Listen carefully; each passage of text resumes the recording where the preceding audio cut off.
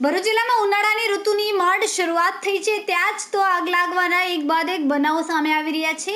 જિલ્લામાં ઔદ્યોગિક એકમો, લાકડાના ગોડાઉનો સહિત વાહનોમાં આગ જેવી ઘટના જાણે કે દિવસે ને દિવસે સામાન્ય બની જતી હોય તેમ લાગી રહ્યું છે। તેવામાં વધુ એક ઘટના સામે આવી હતી।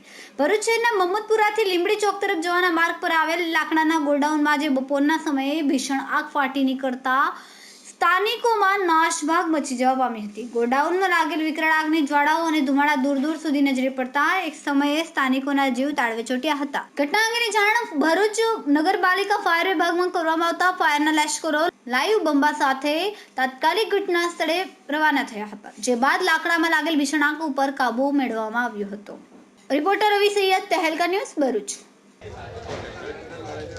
આજ રોજ ભરૂચ શહેર ખાતે નનુમિયા નાળા વિસ્તારમાં આવેલ મકાનમાં અગમ્ય કારણોસર આગ લાગવાનો બનાવ બન્યો હતો, જેના પગલે ભરૂચ ફાયર બ્રિગેડને જાણ કરાતા ભરૂચ ફાયર બ્રિગેડની 4 ગાડી તેમજ જીએનએફસીની એક વોટર બાઉઝર સાથે તાત્કાલિક સ્ટાફ ઘટના સ્થળે આવી આગની પરિસ્થિતિને કાબૂમાં કરવાનો પ્રયત્ન કર્યો હતો। આપ જોઈ શકો છો તે મુજબ હાલમાં પરિસ્થિતિ 90% જેટલી કમ્પ્લીટલી કાબૂમાં છે।